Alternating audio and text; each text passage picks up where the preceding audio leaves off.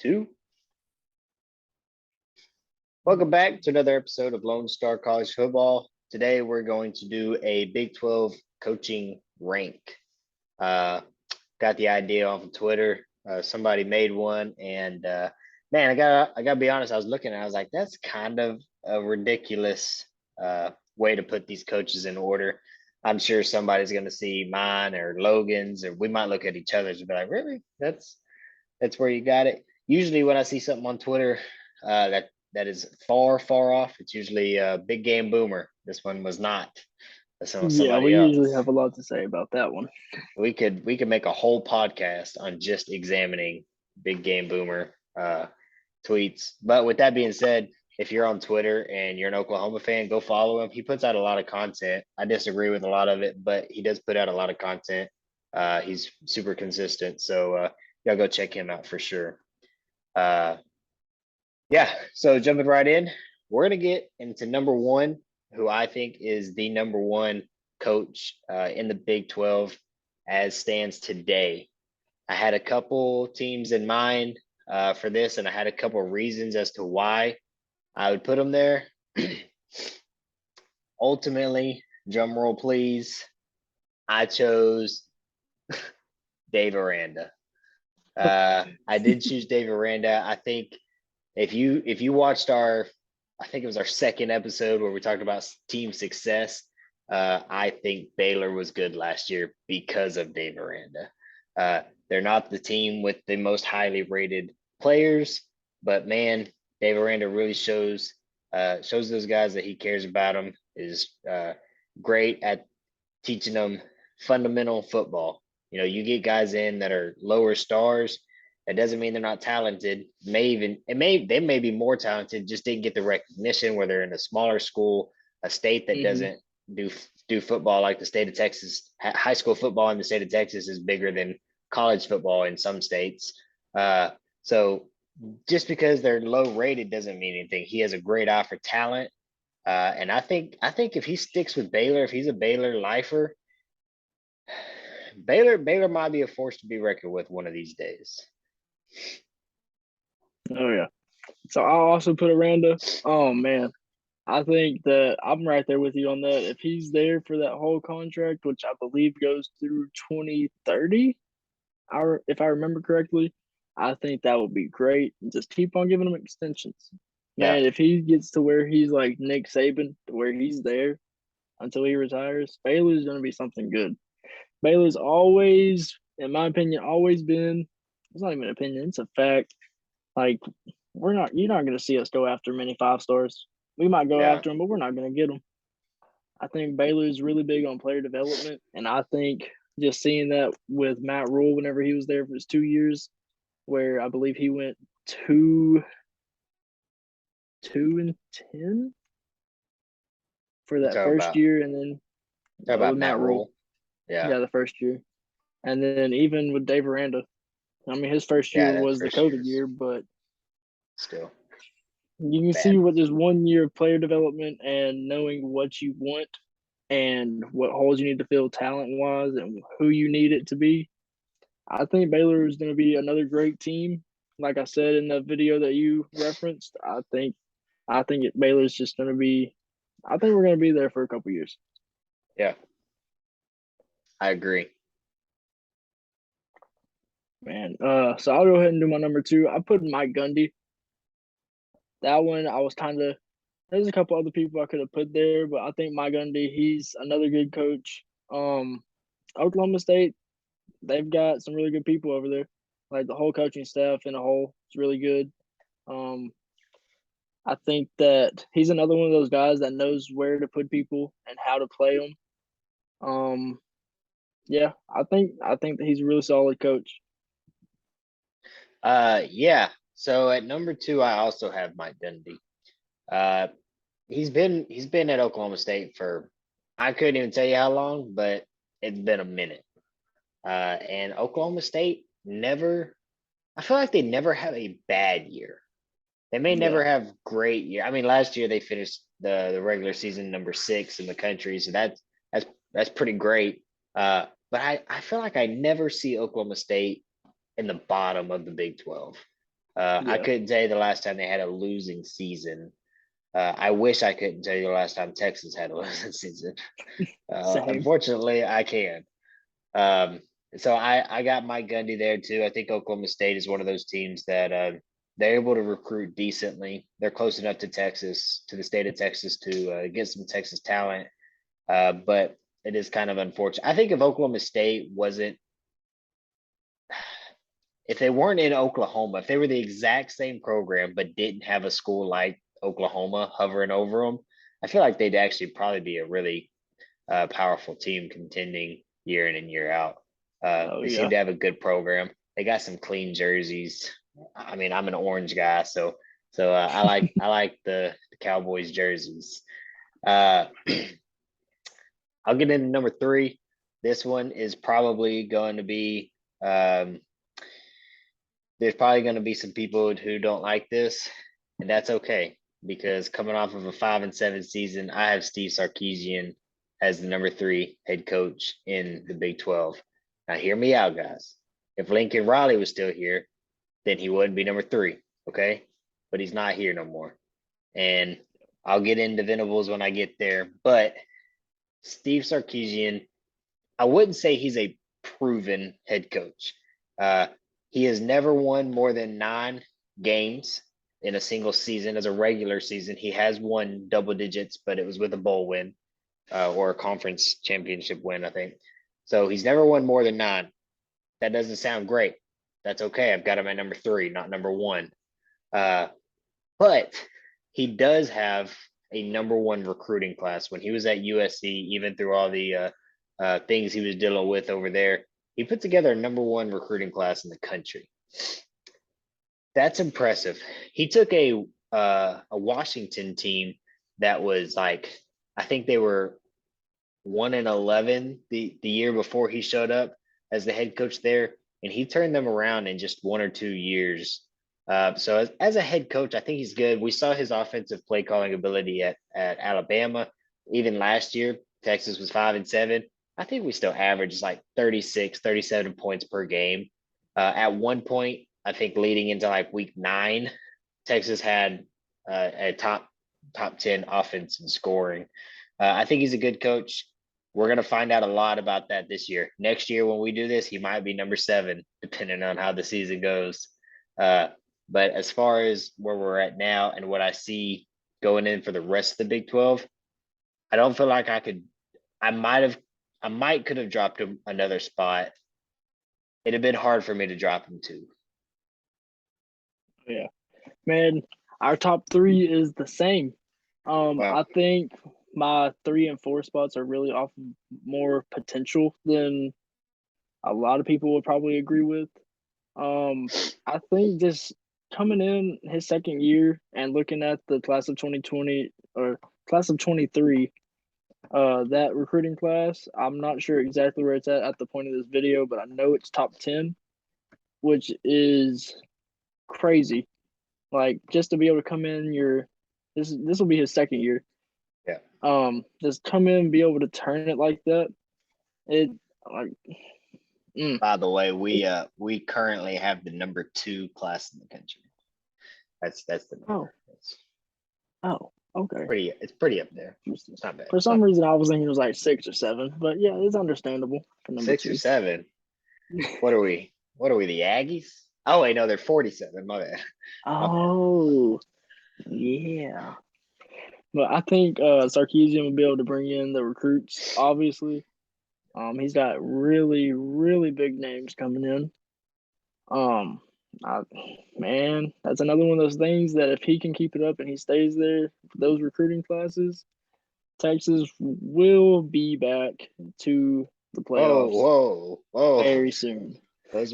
Very Those words soon. have PTSD. Don't say Texas will be back. Texas is back. Any sentence that has the word Texas and back, I'm weary on. I'm weary on. Uh, Man, on to my number 4. This one, I know you're probably not gonna agree with, but I put Joey McGuire. really? Yes, Yeah, I think that's gonna be him different. being him being in Texas Tech will be hard. Him himself, I Where did think he he's a come great from? Do you coach. know? He was Baylor's offensive coordinator. Oh, last season or Yeah, 2 years ago? 2 years ago. Gotcha. But man, I think that him himself, if he gets another opportunity at a bigger school with better talent and recruits, I think that will make him look a lot better than what Texas Tech has done to make him. Because, I mean, we talked about our predictions like just a couple minutes ago. Tech's not going to be a good team this year. And Mhm. I don't want people to think that's because of Joey McGuire, because he obviously was a great coach at Baylor. He helped us get through all kinds of offenses. Like we didn't have talent on offense, and he just made it work. Yeah. I think that he'll be. I think he's a good hire for the Raiders. Yeah, I mean, and I think you have a good point. There's going to be a lot of people. I don't know how forgiving Tech fans are for coaches, but there's going to be a lot of people who see a bad season and think it's his fault. But if you inherit something that's not good, uh, don't expect it to be great the next year. Yeah, So I won't say where I have him. I have him lower down on my list, and I guess I'll talk about that when we get there. So my number four is Matt Campbell. Um, I kind of considered Venables here, but the reason I went with Campbell, one, because Venables is a defensive coordinator who is becoming a head coach. I actually don't know if Brent Venables was a head coach before making this appearance at Oklahoma. Um, but Matt Campbell at Iowa State, I feel like Iowa State's one of those teams that nobody wants to go to Iowa. And if they do go to Iowa to play football, they're going to the Hawkeyes. They're not going to the Cyclones. So oh what yeah, he was able to do, getting players like, not that Brock Purdy was amazing, but getting a quality quarterback in Brock Purdy and an elite running back in Brees Hall. I know they're both gone. That's why I'd have them lower on a Big 12 prediction for season rankings for them. But as a coach, I think Matt Campbell's solid. I think he should have taken his out uh, before last season when they were coming off their, I think it was like their best season as a program, and he had a hmm lot of job opportunities. He should have jumped on that.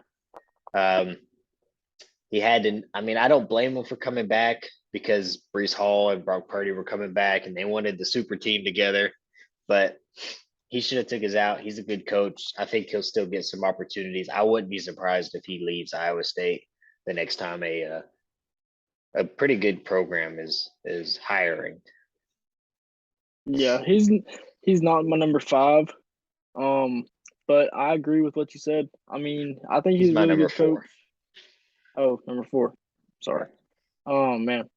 But anyways, I think he's a really good coach. I think what he did at Iowa State was really good. I think that Brock Purdy leaving is going to be the main hurt for them, even though he didn't play great last year like he did his junior year.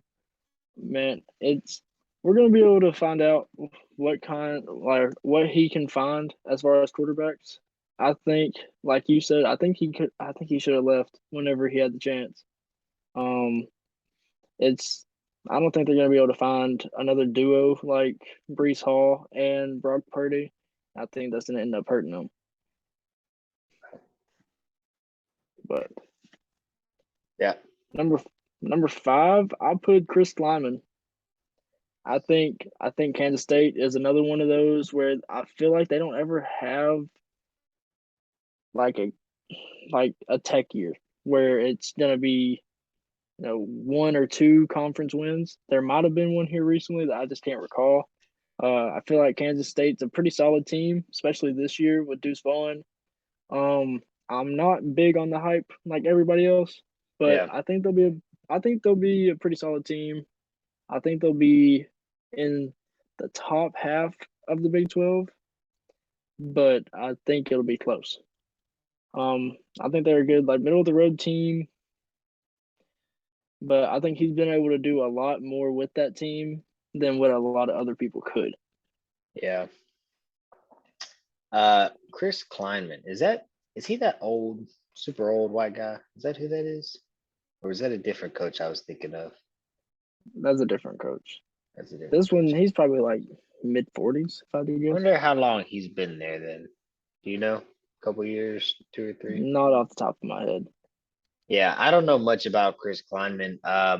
I don't have him at 5. Actually, I'll go ahead and say I do have him at 6. I think he is a good coach. Just seeing it it's kind of like Iowa State. When you see teams or Baylor and Oklahoma State, when you see teams like that aren't usually in the top 15, 25 in recruiting, but they're putting together good teams, that's a good coach.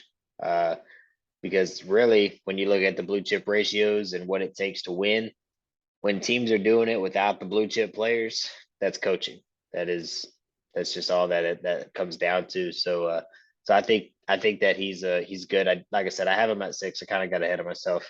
At 5 for me, I was looking at a couple people, and there was so much coming at me. I kind of felt like I had a water hose just fully immersed in my mouth.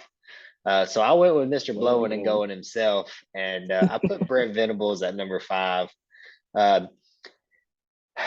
there was a large part of me that felt like he should be higher. But he's a defensive coordinator going to head coach, and when you look around the league, most head coaches that are successful are because of their offensive play calling abilities. Nick Saban is a huge outlier. He's a defensive minded coach, and it works. But how does it work? He hires people like Steve Sarkisian to be his offensive play, or Lane Kiffin to be his offensive play caller.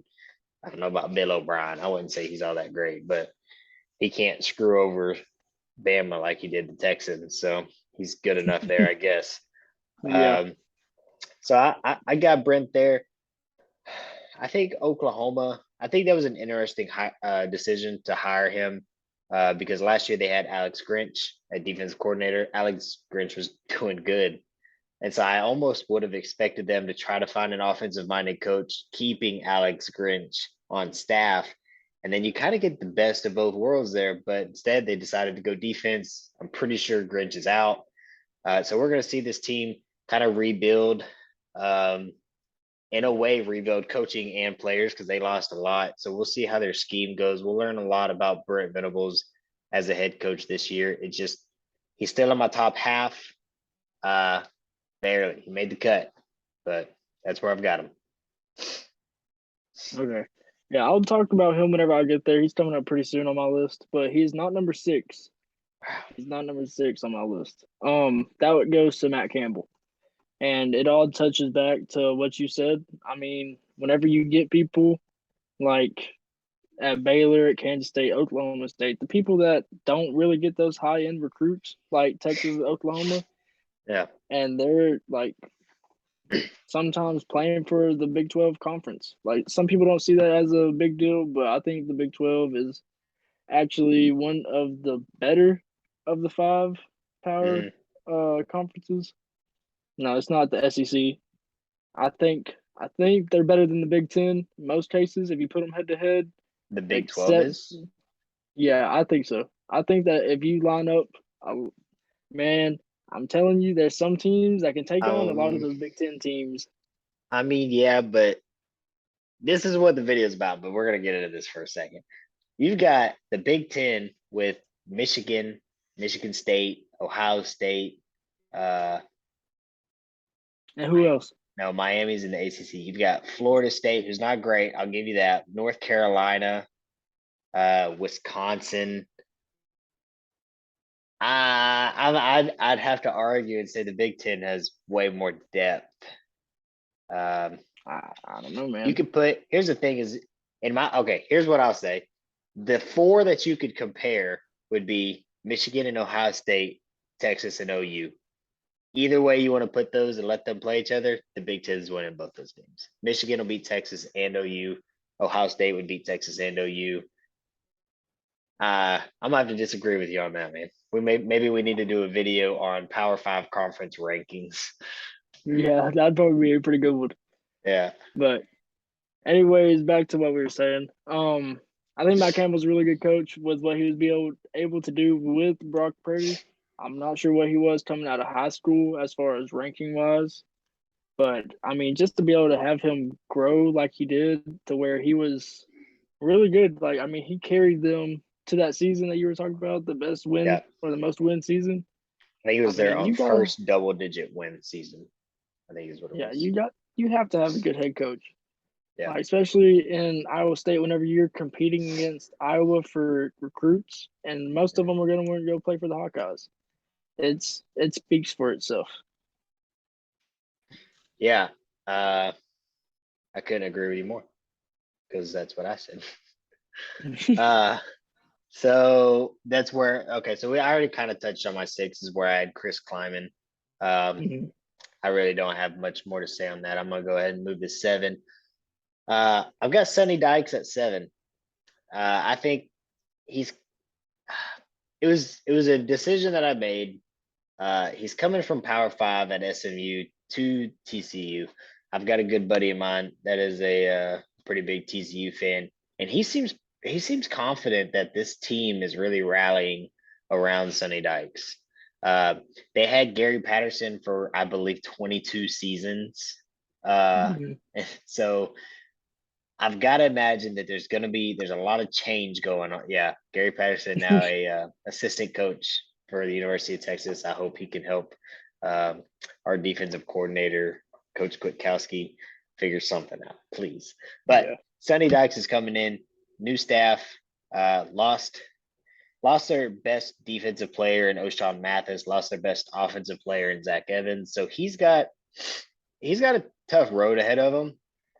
But I think anytime you see a coach go from group of five and then get a head coaching job at Power Five without going and being an assistant positional coach or play calling coach first, that's usually a pretty good testament that they're a good coach. So I think Sonny Dykes is going to be okay. I'm going to be excited to see TCU play some games. I'm excited to see them lose to Texas and Baylor this year. It's gonna be great back to back for Texas. Y'all got some revenge to be Oh man, uh, sought after. they didn't even have Sonny Dykes last year. I know it. All we Yeah, I had to don't do know was who they run the had. ball a couple of times, kick a field goal, and it's game. That's all we had to do. And so Dave Aranda has learned a lesson from that. He became a better coach that night. So Oh yeah, definitely, definitely. Man, Sonny Dykes. I don't know. I haven't heard much about him at SMU. Besides that, he was like they had a pretty decent team, but I look at it and I'm like, you go from Gary Patterson being there 22 years to a group of five schools head yeah, coach without. It seems like a stretch for me. yeah, It's like one of those desperation things. Like, okay, he's down the road on the other side of the DFW. Let's just yeah. bring him over here. And it's hard for me. It's hard for me to feel like that's a good hire. I'll just have to see in the next couple of years. I'll probably eat my words, to be honest, with it being TCU. They somehow find a way to pull something out of the bag. But man, um, I got Brent Venables at number 7. Wow, low. Yeah, I know I wrestled a couple of these around in my head, and I'm just like, I don't know. It's one of those things I have to see from him. I haven't seen him as a head coach. I know that his defenses are always stout, but coming Oklahoma, it could be one of those culture shocks. Like you're gonna go from doing nothing but air raid. Like it's gonna be different for that team.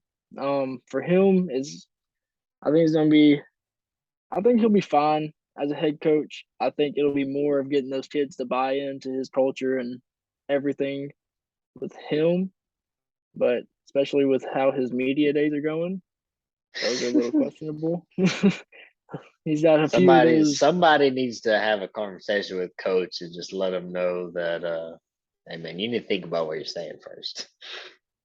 Yeah, well, I think we should just have the athletic directors step in for Yeah, him just for a let little the bit. coordinators can handle media days. Just get him a little bit more media training, and then he'll Yeah. be all right. But I don't have much more to say about him except for I'm skeptical. I mean, Yeah. it's going to be weird seeing an Oklahoma team that's more defensive oriented. Yeah, that doesn't bode well for Texas right now, considering our offensive game plan or our team game plan is to just score points. That's what it seems to be, Yeah. anyways. So hopefully their defense sucks this year.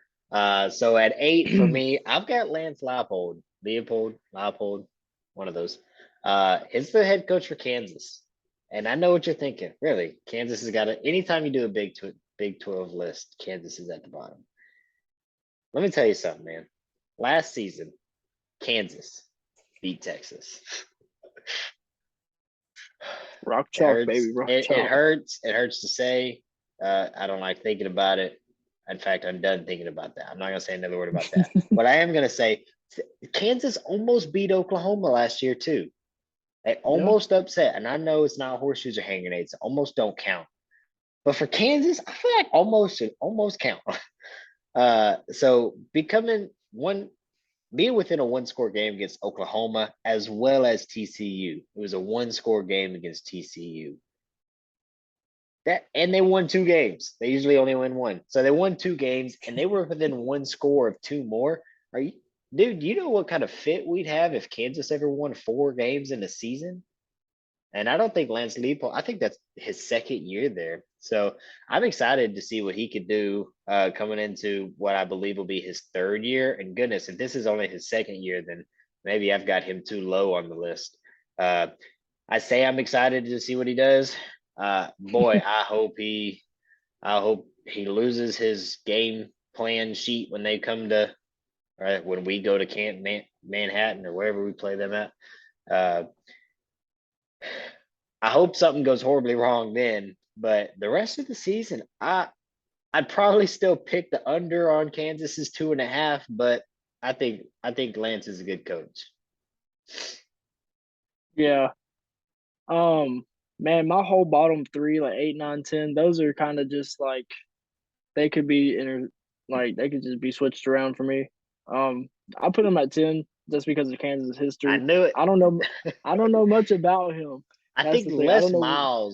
Les Miles was there a couple years ago, so I really think last season was either his first or second year, and I thought Les Miles was going to turn it around because he was the coach at LSU for a little while, uh, Yeah. but he didn't work out there at all.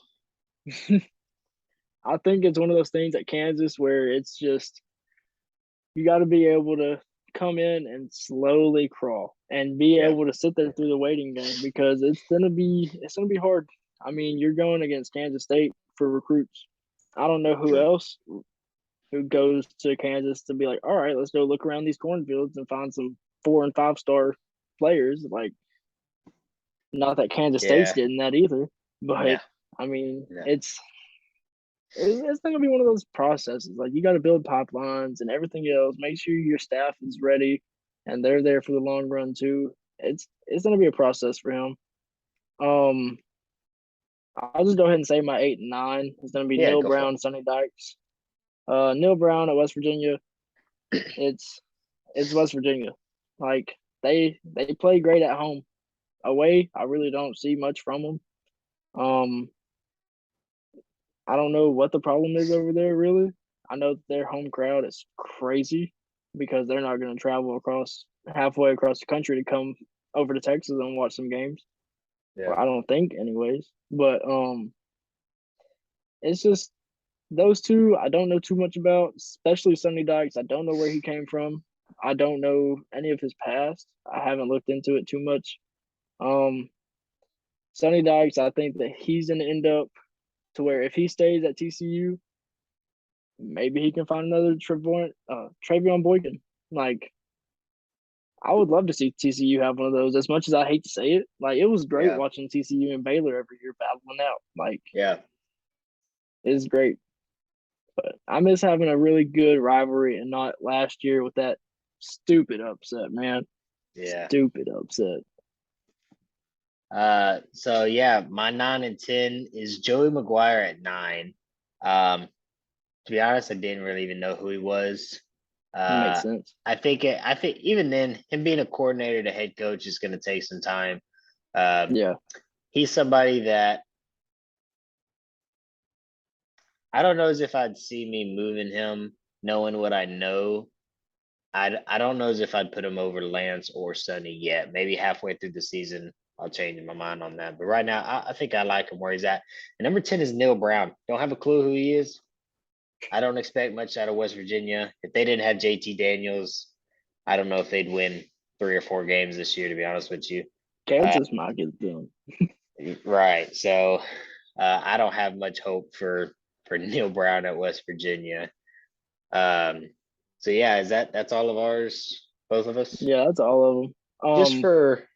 Just one thing, just for reference, the rankings that we were looking at where we thought of this idea came from Mike Farrell.